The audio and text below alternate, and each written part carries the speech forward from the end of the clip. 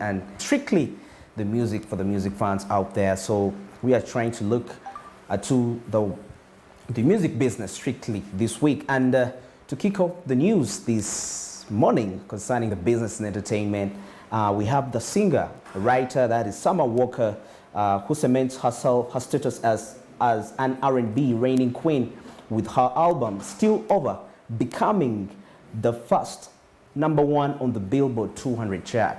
Yes, so Summer Walker is she's a rapper actually, and recently she released an album, and the album has topped #1 on the Billboard 200. Wow, what does that really live for? That shows you the money. You know, whenever your track tops the Billboard, just be assured the money definitely is going to come in through. According to the reports here, smashing her own record label with the highest week streams of a female identifying R&B artist in the process, the single Still Over pulled 201.1 million streams in its debut week. Oh wow, can you imagine just 1 week and it's able to get 201 million streams? That's when we're trying to say 201.1 million streams, we're trying to mean streams concerning all the streaming platforms. It could be Spotify, it could be YouTube, it could be Tidal, and whatever. So it shows you as an artist right there for you to really have an established digital platform, because it's going to enable you break into international markets, and you're going to earn really quite an amazing money. You know, and imagine this is just the first week the album is being released, breaking her own record for the most ever for any female R&B artist, and putting her into the company of artists like Ariana Grande. Yes, Ariana Grande is one of the people that have really been making quite so many streams into this era. And Ariana Grande, Olivia Rodrigo, Taylor Swift, and definitely the queen herself, Cardi B, the rapper. So you can see by these streams, she has broken the records which had been set by these artists. And definitely that hit comes with money. That breaking the record comes with a certain price and the money that comes with it. Talking about Still Over is the album. The artist is Summer Walker, as you can see. Still Over tops the Billboard 200 with 166,000 units. Yes, 166,000 units. So imagine each unit comes with a price. Yes. The biggest week for R&B act since Beyonce's Lemonade in 2016, and makes Summer the first female album singer to debut #1. You remember sometime back, Beyonce, that was 2016, released an album called Lemonade, and really the album rocked really big, yes. But see, it's very interesting how those people do this thing, the competitiveness. Like yesterday I was talking about doing something with passion. When you do something with passion and the competition, definitely you're going to deliver something quality, you know. Remember, the challenge we find with musicians is that sometimes you want to make an album and you want to make quite an amount of money from that album, but it matters what you put in. It matters the inspirations that you've put in. It's not just something that happens automatically. There is a price that comes to it, and in most cases it comes with a certain pressure. A certain pressure. Yes, pressure is bad in some way, but it's good in some extent. If you really want to make money, it's very competitive. So you can imagine, since 2016, you know, this female rapper has been trying, Summer Walker has been trying to outcompete, and right now he has made it. He has beaten Beyonce's Lemonade back in 2016. He has outcompeted other artists like Ariana Grande, Cardi B, and guess what? Definitely the money is coming in. So you see, with the pressure, the competition, and the passion, definitely the money can't fail to come in. Now, still talking about Summer Walker, further Still Over, it has the first week units for any female R&B performance in 2021, the 4th largest among women of any genre, behind only albums from Taylor Swift, Rodrigo. So albums that have been really performing like this have been albums by those Taylor Swift, we've seen Beyonce. So as we can see, Summer Walker trying to come into the picture and is really rocking everything. The record-shattering streaming slam comes on the heels of Summer's record-setting a week on Apple Music, where she claimed the biggest one-day album streams for a female identifying act for the R&B album. So you can see that's his Apple Music. Still, the song was really streaming big and she made quite an amount of money. And you know, Apple Music is one of the recent streaming platforms that have just been introduced. Yeah, that's by Apple Music. Apple Music, it's one. It has really fair rates, like concerning when you know, like for you to earn, how many streams you need to earn, there are not really quite a lot of streams as compared to YouTube, which is, most people say it's a very stingy platform that you just you have to do too much for you to get something, but which is okay, because at the end of the day, it really encourages hard work for you as an artist, because it makes you have this in your mind that things just don't come just like that, so you need to take in time. So that's it for Summer Walker with that album Still Over, being #1 on the Billboard 200, and he got about 201.1 million streams, so you can imagine the money he got out there. Even if each stream was $1, definitely that's a lot of money, of course, which is don't, because as we know that certain platforms, there is a certain number of streams you need to make for you to earn that money. So if it could be 201.1 million streams, so as we can calculate, we can see that coming to about, if I'm not mistaken, it could be 50 million US dollars. Can you imagine? That money is really, it's not something to play with. So, but that's effort, you know, invested in the music. She went to the digital platforms, and now she's making the money. She's not just making the music just to give it out for free out there. So as we say, today we are dedicating music, strictly music. And right now we are going to look at the music labels, the top producing record labels that have really stood out of time for over the years.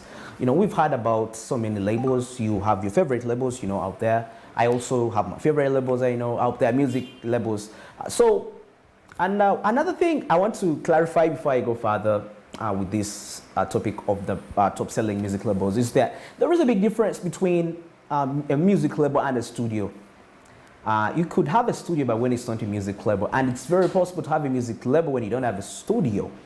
How is the bigger picture is the record label, because I've seen record labels which, for example, you could be like 3 people. You start up the record label, but when you don't have the studio, like the premises, you put the documents down, you register the name, you book the name, and then after some time, you can sign contracts with people with different studios, you know.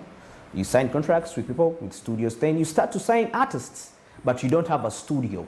So, and it's quite really big, it's bigger. The record label is something really bigger. A studio is something you can have, but when it's not a label, yes. And when you have a studio, you stand a chance to sign contracts with record labels, and you earn some good money right there. So we're going to be looking at the top selling record labels in the world of music, and coming #1 on the list is Universal Music Group.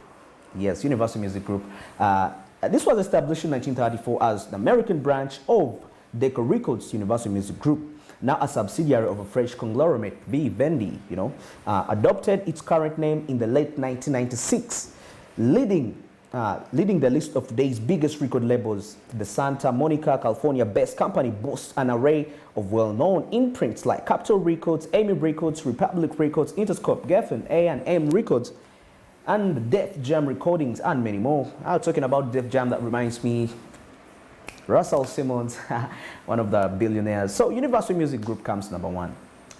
And we remember some time back, this label actually signed like a contract with Jay-Z's Rockefeller Records, whereby Jay-Z has a certain stake. They kind of actually perform as one, as we can see that advantage that comes in. They perform with Jay-Z, they sign contracts with Jay-Z. So somehow they work hand in hand, and that increases revenue, because when they sign contracts with Rockefeller Records, which belongs to Jay-Z, they are able to tap into the markets which Rockefeller Records dominates. So as a record label owner out there, as a studio owner, okay, not a studio owner, but a record label, if you have a studio and a record label, that's very okay, but I'm strictly emphasizing the record label owners out there. You should always make sure at least you get into partnerships, because you cannot do it alone. Business is all about partnerships. It's about connections. It's about who you know and what they can do for you and where they can take you into the world of business. Maintaining offices in several US states and over 60 countries around the globe, Universal Music and its affiliates earned about, oh, this is so interesting, check this out, earned about 8.82 billion in 2020. Wow. So imagine the revenues which they earned. And remember, these are the times when we had the pandemic trying to take place, but still streaming was still on the way on the digital platforms, you know. Like we know, these record labels have a tendency of handing in their catalogs to streaming platforms, and people can access the songs, and at the end of the day, they end up getting money because per stream, of course, there is an amount of money. There is $1 that you pay per stream. We have seen it earned, that was in 2020, it earned 8 billion in 2020. Universal Music Group, publishing division, Universal Music, and it's approximately 3 million track catalog, is second in a scope only to Sony Music Publishing. So you can see that what they're trying to tell you is that it's catalog to access it. And there is a price that comes to it, besides the Sony Music, to access its catalog, because as a streaming platform, if let me say Apple says, I want to access Universal Music catalog, of course there is a price Apple has to pay for that, you know. A long-time music industry executive, Lucian Grainage, has led the company since 2011 and charting its expansion and overseeing its 20% and 7.12 billion sales to Tencent. Oh my God, this is ever since he came into the existence, and see how his contribution to the music label. Very, very interesting. Music stake this time for about 4 billion to hedge fund. The deal would assign Universal Music Group an enterprise value of about 41.53 billion dollars. Wow. Vivendi, which achieved full ownership of Universal Music Group in 2006. Yes, Vivendi is as we know, it's a French conglomerate that works hand in hand with Universal Music Group. And you know, get to understand this. It's very interesting that Universal Group is an American company, but it's partnering with the French groups. That's really so interesting. So it shows you, international, you know. It doesn't mean, let me say, if you're a Ugandan, I'm not saying go to America and partner.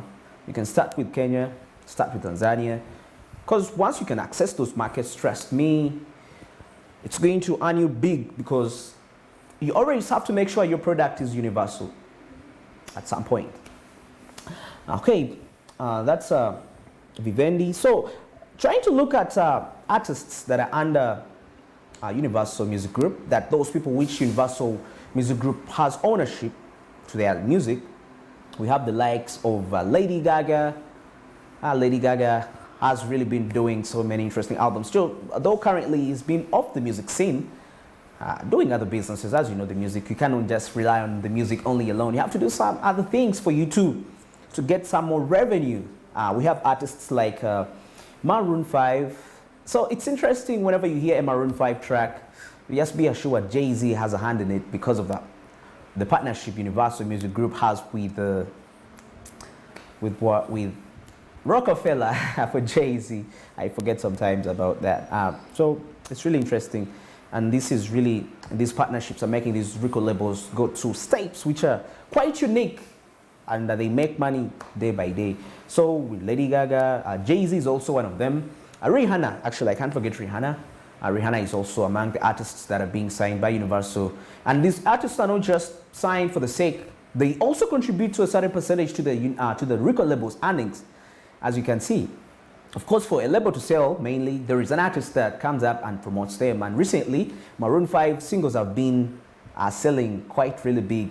Recently, we saw a collaboration of Maroon 5 and Cardi B. Now, see Maroon 5 Universal Group, Cardi B being under Warner Media. Yes, Warner Media. So that's a partnership. So you can see that collaboration brings in quite an amount of money. When they get the money, Warner Media gets some portion from Cardi B's. Then also Universal Music Group will get some money from Maroon 5. So you can see how those collaborations of different artists from different labels. So if you're a label owner out there, you can see how collaborations can help you. Because sometimes you can find that you have an artist on the label, but the artist is struggling to put out the music. He's struggling to make a hit song to make money. And remember, when the artist is struggling to make money for your record label, I mean, like, not really money per se, because money is just a byproduct. But let me say, if he's struggling to make a hit song, because it's hit songs that bring money at the end of the day, find a way as a record label owner to partner with another record label. You make a collaboration of an artist that is selling out there, because when they sell, you agree, definitely the other artist might earn more money because they are bigger than your artist, but at least one is better than zero. So that's one of the strategy to make sales. Then coming number 2 on the list of the top selling record labels globally, we have Sony Music Entertainment. Yes. Before I even go further about Sony Music Entertainment, we've seen artists in Uganda that have been signed on Sony Music. If I'm not mistaken, a rapper that has gotten solos, Keiko. That was Binka, I think so. Yeah, Sony Music. Yeah, that's the African branch. Founded as an American record corporation. So we are talking about Sony Music. Founded as an American record corporation in 1929. The current number 2 record label was acquired by Sony Corporation in 1988. So it was founded by American Record Corporation. That was in 1929, and it was taken over by Sony Corporation in 1988. And renamed Sony Music Entertainment in 1991. So in 1991, that's when it got the name Sony Music Entertainment, when it was bought by the Sony Corporation. Since then, the New York City headquartered brand, also known simply as Sony Music, has further developed a reputation as one of the biggest record labels with offices in multiple US states and over 40 countries, attesting to its prominence. Yes, Sony Music has branches, yes, to different countries. There is Sony Music Africa, there could be Sony Music Kenya, there could be Sony Music Uganda. And you can see how they are trying to make subsidiaries, like trying to make a franchise of your own record label helps you. Though this is a big step, it takes a lot of money. It's not something I can encourage you. Okay, it's something I can encourage you to aim for, but don't think of it to start of it straight away. First, start with the little steps of promoting the little work, because if you can do the little work of, with your label, starting from a slower pace very well, definitely, you can do the bigger things. Very perfect. So, talking about Sony Music, moreover, Sony Music Group Corporation, a subsidiary's most distinguished imprints include Epic Records. Yes, Epic Records. Michael Jackson actually used to be under Epic Records, Michael Jackson. So I'm not surprised, because I remember some time back when Michael Jackson fell away with Sony Music and he started to make losses in his music. So it's interesting. So when I see Epic Records, back in the years when Michael Jackson had just come onto the scene, Epic Records made most of that's the subsidiary of Sony Music that was responsible for producing his music. Epic Records. There is Columbia Records. Wow, Columbia. There is Columbia Films. So now we also have Columbia Records. I've seen artists. Columbia Records has been kind of associated with some bit of racism some time back concerning releasing albums of artists. I remember some time back, there was a rapper called Nas who released an album. Actually, that album, till now, they say it's nowhere to be found. So Columbia Pictures decided to hide the copies.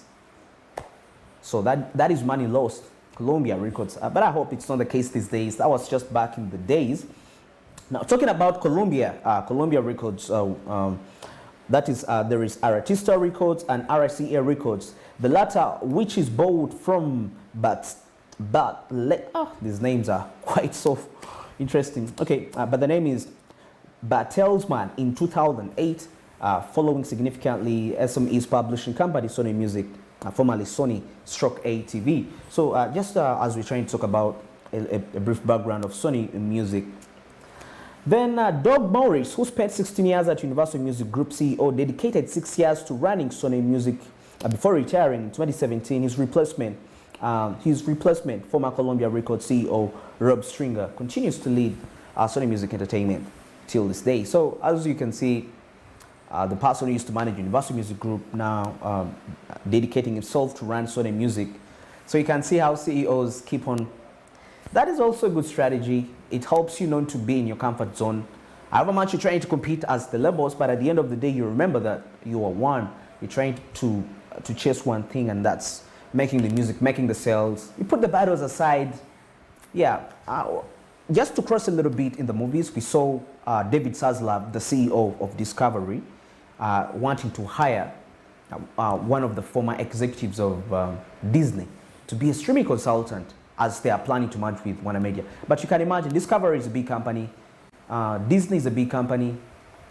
There are people that are competing, and moreover, he's coming to bring somebody to consult when they are going to compete with somebody who competes with Disney. So you see Warner Media, Disney. But At some point, they don't put these things too personal. They share the information. So as a business person out there, regardless of the record label you own, it's not bad for you to get somebody from another label to come and do some work into your record label. It could be administrative work. This will help you boost the earnings of your record label, and it's going to take you far places. That's why you see these labels always prosper, and I'm not surprised, you know. Then coming number 3 on our list of the top-selling record labels on the globe comes Warner Music Group. Yes, Warner Music Group. Which was known as Warner Bros. Music. Yes, so Warner Media Group was founded in 1958 as Warner Bros. Records, and has firmly established itself as one of the world's biggest record labels. The New York City headquartered company adopted its current name in 2001, following the formation of the AOL Time Warner Company. Maybe just to put you something, as you watch movies, you normally see when they bring that logo, Warner Brothers Pictures, there is a word, if you're so observant, there is a word they put down there, that what is a Time Warner Company. So as we see here, that's where the name came from. Through Warner Music Group's labels, were decidedly profitable throughout the 1990s. A series of controversies, including preceded the decision to sell Warner Media Group for $2.6 billion in 2004. The company known as Warner Media no longer possesses a stake in Warner Music Group. So it's now a Time Warner Company. So Warner Media no longer possesses a stake in the Warner Music Group. Yeah, so they are different entities. We've seen this happen so many times where these entities come as one, but later they separate. Like we saw, I think, recently, something happened in the movie scene where we saw Lionsgate owning a TV station known as Stars, which is responsible to feature their movies that are being released. But Lionsgate was considering it a spin-off, so that it becomes an independent company on its own. So it's not the first time. So if Warner Media no longer possesses a stake in Warner Music Group, it's very possible, though it came from there. But Warner Music Group is now separate from Warner Media. Though still, that doesn't put away the fact that the name Warner is still a big brand into the world of entertainment and the world, most especially movies. After trading on stock market between 2005 and 2011, Warner Music Group was purchased by Access Industries, a multi-billion-dollar conglomerate owned by businessman Len Blantvik. Then, on the heels of the 9 years of private ownership, Access Industries facilitated the label's return in June 2020. Yeah, it was purchased ownership. As we have seen, the Universal Music Group still having the same, which whereby a French conglomerate came and had some stakes into the company. So as we wind up about Warner Music, let's just talk about the artists that are under this this record label. The likes of Cardi B, Bruno Mars, Ed Sheeran, most of you like them so much. And these are the people that have made the record label make very huge amounts of money. Well, to cross into Africa, wow, something interesting happened, which left everybody thinking too much. When Davido made headlines all over social media, when he came up to request funds to fundraise for him some money to pay the taxes of his Rolls Royce, and interestingly, quite an amount of money was raised. But before I even get to there, do you see how that an artist right there, if you're watching me, that thing cannot be done if you don't really have a brand. It shows you have to build a brand by the time you have that capability to speak to your fans and they can send you the money. Now, about the story, we see Davido tweeted where he was saying he needed money to clear his taxes for the Rolls Royce. Here it says, Nigerian musician Davido's fans sent him 1.1. Now, if you convert this money into Ugandan shillings, it was 1.1 billion Ugandan shillings in just 8 hours after he asked them to help him clear taxes of his brand new Rolls Royce.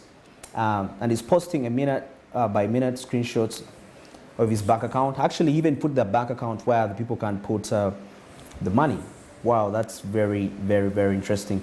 As we can see, some people are tweeting here. This is Daniel saying, following Davido's successful fundraiser to clear taxes for his Rolls Royce, Ugandan Music Palazzo has also asked his fans to raise 100 million to clear taxes for his new Range Rover Sport. We are yet to get an update on Palazzo's fundraiser. This is something that Palazzo also tried to do, but looks like the Ugandans' feedback wasn't really good. So I'm trying to ask myself, as you know, we are on this campaign of Buy Uganda, Build Uganda. But it's interesting that, I don't know whether there could be some Ugandans who raised some money for Davido.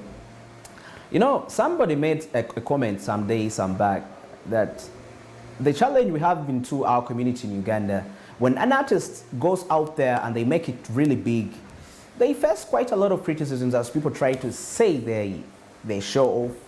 But I think that's not right. We need to really get back to our artists, more so if we really want to see our music industry blossoming really big into the terms of earnings, and so that our artists can earn some good money out of it. Okay, as I wind up, that's it for the business in entertainment. Sonko will be returning right back to take you through the sports of business. Have a goodbye for now.